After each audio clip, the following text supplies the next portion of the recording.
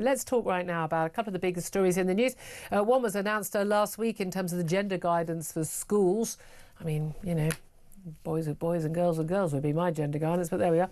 Plus the online safety issue and the latest, and I think it's every Monday now, there's another announcement about some sort of online social media ban or the likes for under 16. So let's talk about both with Mark Lehain. He's the executive head at Wootton Academy Trust. He's also a former special advisor under 3 Conservative education secretaries. Good afternoon to you, Mark. Good afternoon. Thanks for joining us. Let's talk first of all about the social media ban, because that's been a big issue in the news this morning. And again, the latest talk, and we've had Liz Kendall doing the rounds, emoting a lot. She likes to emote about, you know, the worries about children and what they're seeing on social media and the algorithms that are directing them to things, and bereaved parents of youngsters who've, you know, been sent down horrible rabbit holes. Do you think we need to have a ban on mobile phones for under 16s, a ban on social media, stricter rules for the algorithms of these social media companies, or is this about parenting? Well, the most important people to make sure that kids are safe are their parents, and it's not that difficult to lock a child's phone down so they can't add these apps, so they can't access these websites. I've got 4 kids of my own. Haven't made the mistakes with the older 2. The younger 2 have got a lot less access to their phone and they can't access these apps. So I think as parents, we cannot pass on the responsibility to other people. That said, this is a big coordination problem. One of the biggest reasons why kids feel pressure to get a smartphone, get the apps, is because all their other mates are on there. And there is huge amounts of evidence now that these social media apps are designed to be addictive. Yep. That they're not just helpful, useful things. They are deliberately designed to be addictive. And therefore, I've over time shifted away from saying, look, it's just down to parents being parents, to saying we probably need to treat social media the way we treat all other addictive things and not let younger kids get access to them. Well, the devil is going to be in the detail, though. The key thing is, how are they going to stop this it? is it. And my worry is, again, because I didn't have an issue. I've only got the one, but she's grown up now. But we didn't have issues in that area. But I certainly know other parents who've had massive issues, and got Benedict Spence in the studio with me. But he's not, you know, not a parent. And again, so easy to say, oh, well, you don't give them a phone. You don't. Well, easy to say, but when yours is the only kid that doesn't get invited to any parties because all the invites are on the phones, that's a pretty hard thing to do. But we all know that. So no, there are lots of parents who, frankly, they're the worst offenders themselves. They sit on their phones all the time. They use phones and tech as a babysitter. Those kids are still going to, if it's parental responsibility, are still going to suffer. Those are probably the kids who most need to have that. But how do we deal with that aspect of it? Well, and that's why, like other addictive things, be it booze, fags, whatever, we probably do need the government to step in and legislate on it and enforce the legislation. So just as, you know, shops can't be selling kids booze and fags, and if they do, we've got enforcement officers that go and check up on that. Yeah. We need the same with social media. But the difficulty for me, and maybe it's because I don't understand the tech enough, how are they going to stop kids accessing it without it becoming a free speech thing and stopping grown-ups who are entitled to do whatever they want to do? This is exactly my issue, which is that by definition, if someone's got to identify themselves as a child, then someone has to identify themselves as an adult. And how do you do that other than giving your ID? And again, after what's happened in lockdown, what's happened in terms of, you know, stifling people's access to information, that really, really worries me. And I don't trust the social media companies to make those decisions about what is and what is not safe. And I definitely don't trust the government of any hue, including ones you worked under, to decide that. But I'm also not sure, given the evidence of what we see with a lot of parents now, kids turning up to school, they can barely sit upright, they can't speak properly, they're on mobile phones, but they don't know how to go to the toilet or dress themselves. There are clearly a heck of a lot of parents who ain't doing their job properly anymore. No, and I think, you know, one thing that is constant throughout civilization, whether you look back at the ancient Greeks or more recently, people do bemoan the youngsters of the day and whatever they're getting up to, and the parents as well. They're watching Elvis Presley. How disgusting. In fact, but I think that the key thing is, whenever a new thing comes along, first of all, we get all excited about it and think it's the best thing since sliced bread.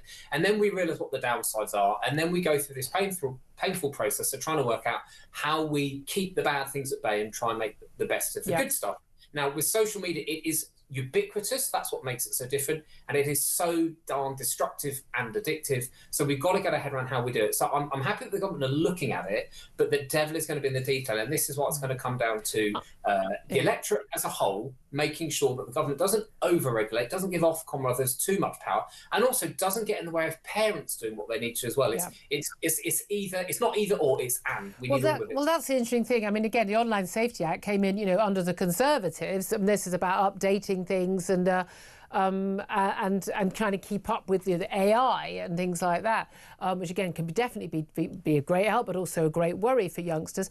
But again, Ofcom, again, unelected, appointed body.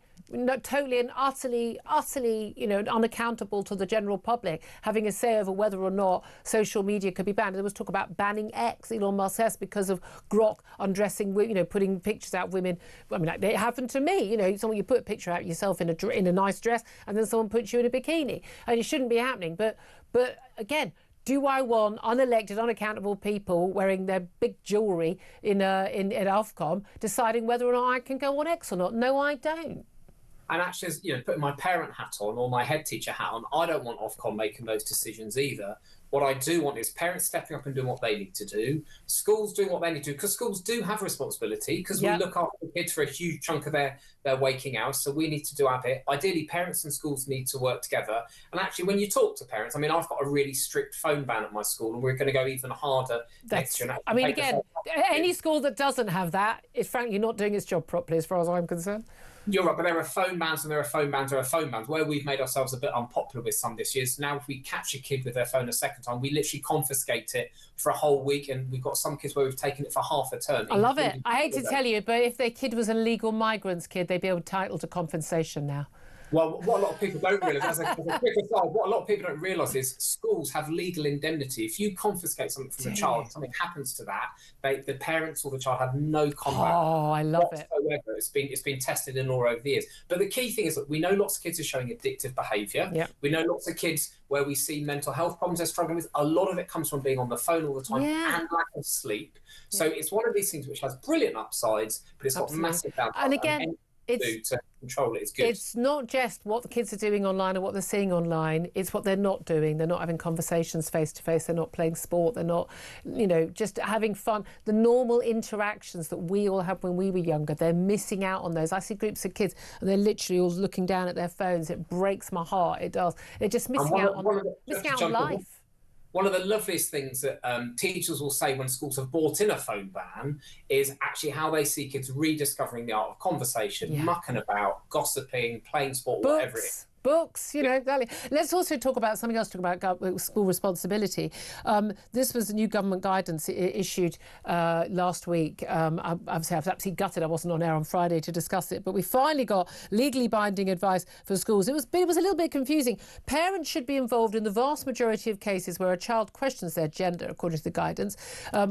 Toilets are for boys or for girls, that is the law, but the guidance got the backing of the author of that landmark Cass review into puberty blockers in children at the Tavistock. That's Dr. Hilary Cass. She said it's a huge step in the right direction. But basically, it's still allowed for the idea that schools, they shouldn't initiate steps towards social transitioning, allowing a child to change their name and to change their pronouns at school. But they should consider carefully what other support a child might need. But it didn't rule it out.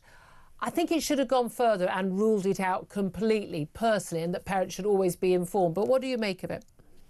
Well, I've been watching this particularly closely because I was actually the special advisor in the Department for Education that persuaded Nadeem Zahawi, when he was Education Secretary, that we needed this guidance. I was talking to colleagues out in schools a few years ago, and they were saying, we do not know where we stand. We're caught between activist organisations, parents, children and teachers, and they needed some guidance. So I'm really glad it's come out. Now, it was virtually ready to go when the general election was called back in 2024, but there are a couple of things that needed pinning down that weren't quite ready. And so it's fair enough that a new government would want to come in and review it before they put it out and not just rely on what the previous people did. So when I looked at it, and I have taken time to work through it now, the good stuff is it's going into the statutory safeguarding guidance, which every school in the land has to follow. So that's a good thing. The downside is, because it's focused overwhelmingly on safeguarding, it's overlooked a bunch of other things that are equally important. For instance, when it talks about school sports, it makes it really clear that, you know, you have to make sure that sport is safe. It doesn't now mention the fact that sport also needs to be fair as well. You might say it's safe for a boy to play netball with girls, but that doesn't necessarily make it fair, given the physical advantages that boys might have. The other downside, I think, compared to the draft that we left behind at the general election, was it made it very, very clear that children should rarely, if ever, socially transition in a primary school. They're just too young. And it also made it clear that you should rarely, if ever, basically never, do this without involving the parents. Indeed, the only time you shouldn't involve parents with a child's decision at school, in fact, anything to do with a child at school, is if they're at the immediate risk of serious harm. And I think the wording in this latest version is a little bit softer. And my worry is it leaves open a space for bad actors or activist schools to do things. And we know there are activist teachers, and they're being advised by activist groups, the Stonewalls and the like.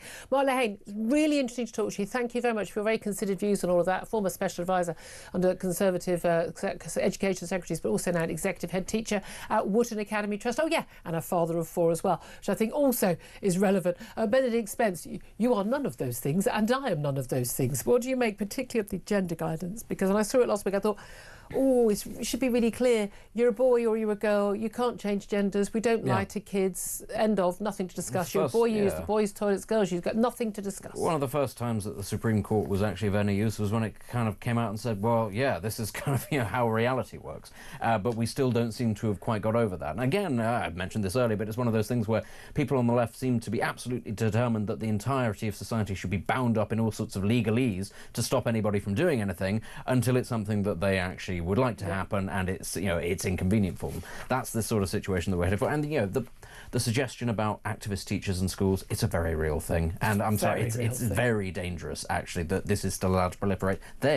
They need as firm a hand as the children need, frankly, in being told what they can and cannot get away with. And they need to stop employing these very, very questionable trans activist organisations to come in and talk to them. It even happened at my own daughter's school, and these organisations are seriously dodgy. Simple as that.